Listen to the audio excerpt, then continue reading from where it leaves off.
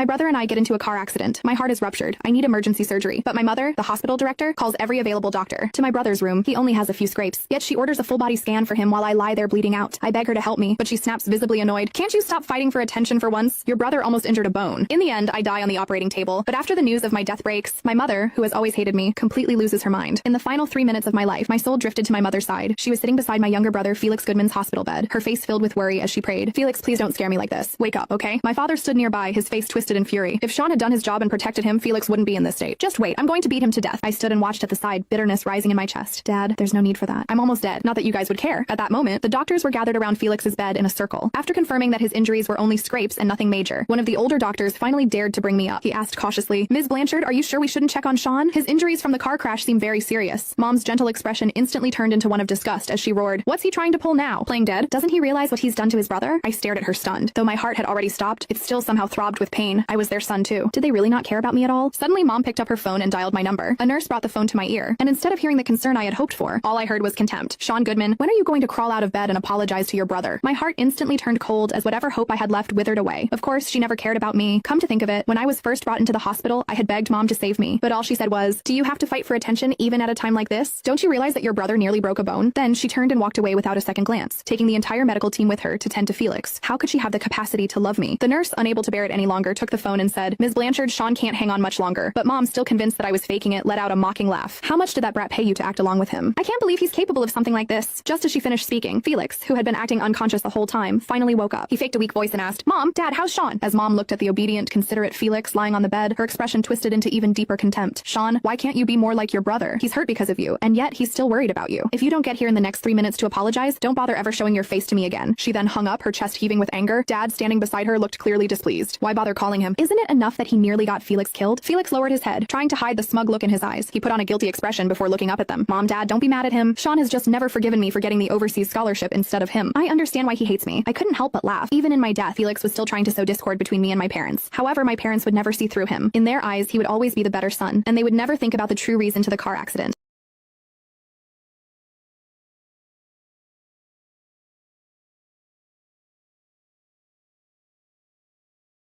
Just as expected, Mom's face immediately turned cold. What's the point of sending someone that selfish to study abroad? Who knows how twisted he'd become after being abroad? Felix gently said, Mom, don't be angry. I'm sure Sean has his reasons. Mom's expression immediately softened. Felix, you're too kind. That's why Sean keeps taking advantage of you. That was always Felix's strength, knowing exactly what to say to win our parents' hearts. I knew that even if I stood right in front of them and told them all of Felix